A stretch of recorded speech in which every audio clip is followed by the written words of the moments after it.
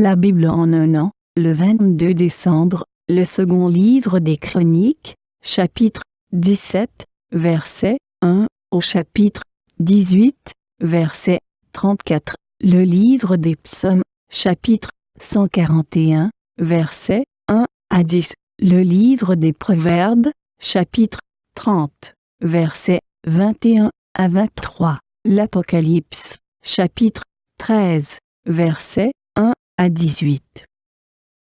2 Chroniques, chapitre 17. Josaphat, son fils, régna à sa place. Il se fortifia contre Israël. Il mit des troupes dans toutes les villes fortes de Juda et des garnisons dans le pays de Juda et dans les villes d'Éphraïm dont Asa, son père, s'était emparé. L'Éternel fut avec Josaphat parce qu'il marcha dans les premières voies de David, son père, et qu'il ne rechercha point les Baals. Car il eut recours au Dieu de son père, et il suivit ses commandements, sans imiter ce que faisait Israël. L'Éternel affermit la royauté entre les mains de Josaphat, à qui tout Juda apportait des présents, et qui eut en abondance des richesses et de la gloire. Son cœur grandit dans les voies de l'Éternel, et il fit encore disparaître de Juda les hauts lieux et les idoles. La 3e année de son règne, il chargea ses chefs Ben-Haïl, Abdias, Zacharie, Nethanil et Michée d'aller renseigner dans les villes de Juda.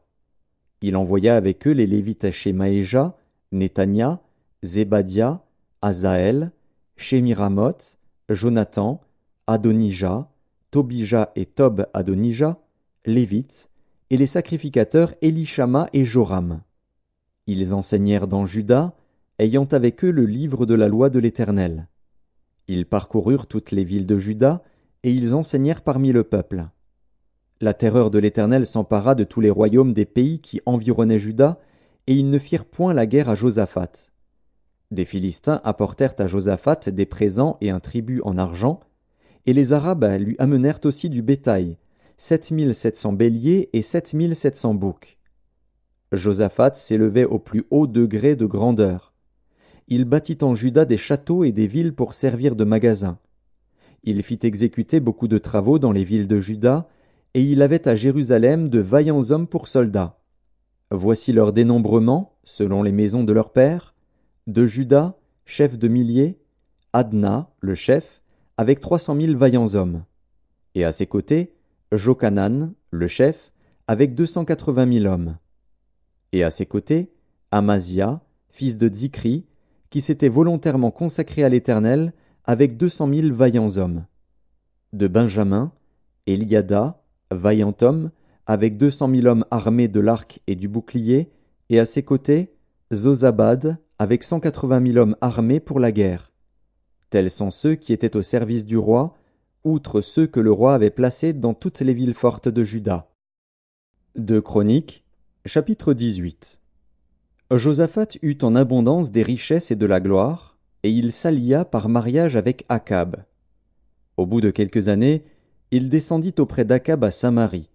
Et Akab tua pour lui et pour le peuple qui était avec lui un grand nombre de brebis et de bœufs, et il le sollicita de monter à Ramoth en Galaad.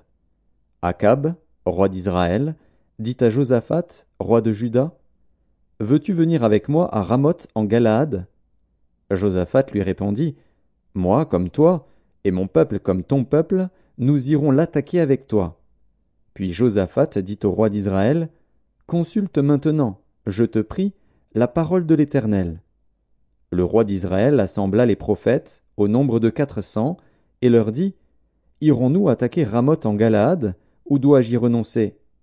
Et ils répondirent, « Monte, et Dieu la livrera entre les mains du roi. » Mais Josaphat dit, « N'y a-t-il plus ici aucun prophète de l'Éternel par qui nous puissions le consulter ?»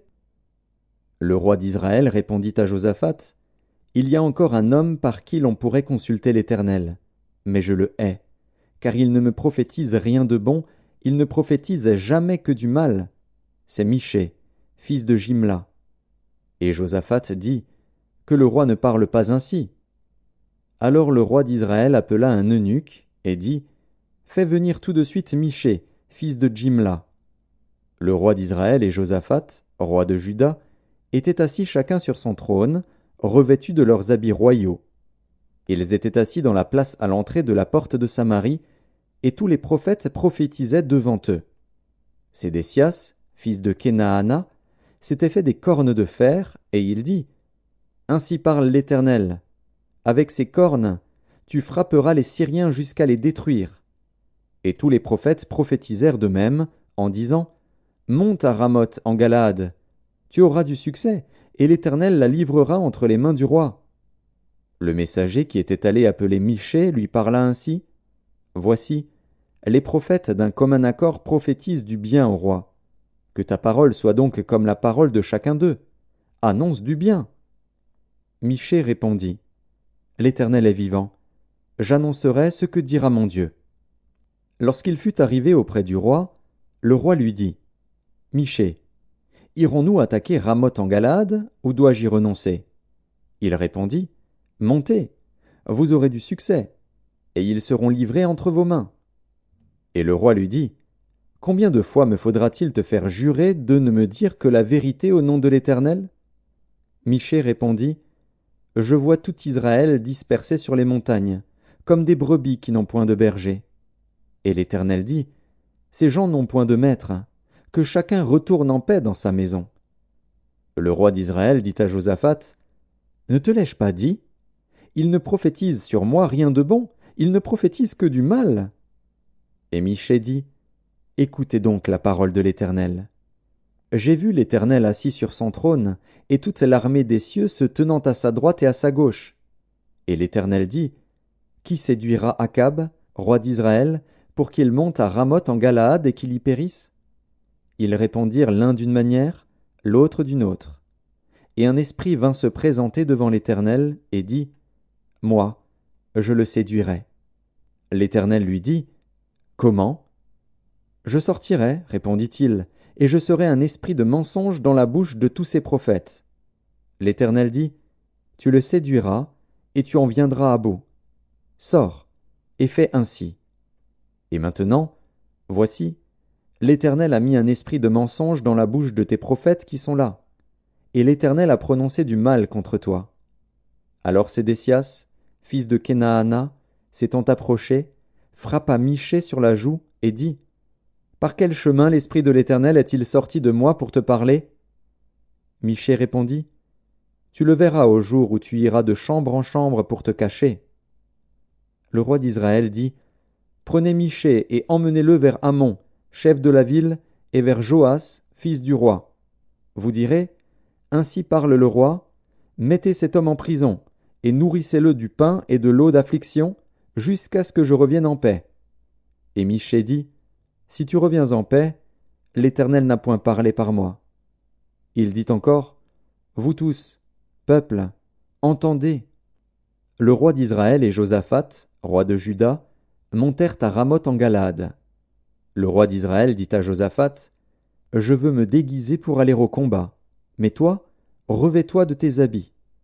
Et le roi d'Israël se déguisa, et ils allèrent au combat. Le roi de Syrie avait donné cet ordre au chef de ses chars. Vous n'attaquerez ni petit ni grand, mais vous attaquerez seulement le roi d'Israël. Quand les chefs des chars aperçurent Josaphat, ils dirent. C'est le roi d'Israël. Et ils l'entourèrent pour l'attaquer. Josaphat poussa un cri, et l'Éternel le secourut, et Dieu les écarta de lui. Les chefs des chars, voyant que ce n'était pas le roi d'Israël, s'éloignèrent de lui. Alors un homme tira de son arc au hasard, et frappa le roi d'Israël au défaut de la cuirasse. Le roi dit à celui qui dirigeait son char, « Tourne, et fais-moi sortir du champ de bataille, car je suis blessé. » Le combat devint acharné ce jour-là. Le roi d'Israël fut retenu dans son char, en face des Syriens, jusqu'au soir, et il mourut vers le coucher du soleil. Psaume 141, psaume de David. Éternel, je t'invoque, viens en hâte auprès de moi. Prête l'oreille à ma voix quand je t'invoque. Que ma prière soit devant ta face comme l'encens, et l'élévation de mes mains comme l'offrande du soir. Éternel, mets une garde à ma bouche, veille sur la porte de mes lèvres. N'entraîne pas mon cœur à des choses mauvaises, à des actions coupables avec les hommes qui font le mal, et que je ne prenne aucune part à leur festin. Que le juste me frappe, c'est une faveur. Qu'il me châtie, c'est de l'huile sur ma tête. Ma tête ne se détournera pas, mais de nouveau ma prière s'élèvera contre leur méchanceté. Que leur juge soit précipité le long des rochers, et l'on écoutera mes paroles, car elles sont agréables. Comme quand on laboure et qu'on fend la terre, ainsi nos os sont dispersés à l'entrée du séjour des morts. C'est vers toi, Éternel, Seigneur, que se tournent mes yeux. C'est auprès de toi que je cherche un refuge. N'abandonne pas mon âme. Garantis-moi du piège qu'ils me tendent et des embûches de ceux qui font le mal. Que les méchants tombent dans leur filet et que j'échappe en même temps. Livre des Proverbes, chapitre 30. 3 choses font trembler la terre, et il en est 4 qu'elle ne peut supporter. Un esclave qui vient à régner, un insensé qui est rassasié de pain, une femme dédaignée qui se marie, et une servante qui hérite de sa maîtresse. Apocalypse de Jean, chapitre 13. Puis je vis monter de la mer une bête qui avait 10 cornes et 7 têtes, et sur ses cornes 10 diadèmes, et sur ses têtes des noms de blasphème. La bête que je vis était semblable à un léopard. Ses pieds étaient comme ceux d'un ours, et sa gueule comme une gueule de lion. Le dragon lui donna sa puissance, et son trône, et une grande autorité. Et je vis l'une de ses têtes comme blessée à mort. Mais sa blessure mortelle fut guérie, et toute la terre était dans l'admiration derrière la bête. Et ils adorèrent le dragon, parce qu'il avait donné l'autorité à la bête. Ils adorèrent la bête en disant « Qui est semblable à la bête, et qui peut combattre contre elle ?» Et il lui fut donné une bouche qui proférait des paroles arrogantes et des blasphèmes. Et il lui fut donné le pouvoir d'agir pendant 42 mois. Et elle ouvrit sa bouche pour proférer des blasphèmes contre Dieu, pour blasphémer son nom et son tabernacle, et ceux qui habitent dans le ciel. Et il lui fut donné de faire la guerre aux saints et de les vaincre. Et il lui fut donné autorité sur toute tribu, tout peuple, toute langue et toute nation. Et tous les habitants de la terre l'adoreront, ceux dont le nom n'a pas été écrit dès la fondation du monde dans le livre de vie de l'agneau qui a été immolé. Si quelqu'un a des oreilles, qu'il entende. Si quelqu'un mène en captivité, il ira en captivité. Si quelqu'un tue par l'épée, il faut qu'il soit tué par l'épée.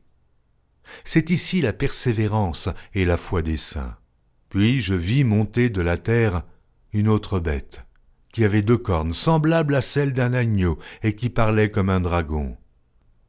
Elle exerçait toute l'autorité de la première bête en sa présence, et elle faisait que la terre et ses habitants adoraient la première bête, dont la blessure mortelle avait été guérie. Elle opérait de grands prodiges, même jusqu'à faire descendre du feu du ciel sur la terre à la vue des hommes. Et elle séduisait les habitants de la terre, par les prodiges qui lui avaient été donnés d'opérer en présence de la bête, disant aux habitants de la terre de faire une image à la bête qui avait la blessure de l'épée et qui vivait. Et il lui fut donné d'animer l'image de la bête, afin que l'image de la bête parlât, et qu'elle fit que tous ceux qui n'adoreraient pas l'image de la bête fussent tués. Et elle fit que tous, petits et grands, riches et pauvres, libres et esclaves, reçussent une marque sur leur main droite ou sur leur front, et que personne ne put acheter ni vendre, sans avoir la marque, le nom de la bête ou le nombre de son nom. C'est ici la sagesse. Que celui qui a de l'intelligence calcule le nombre de la bête, car c'est un nombre d'hommes, et son nombre est 666.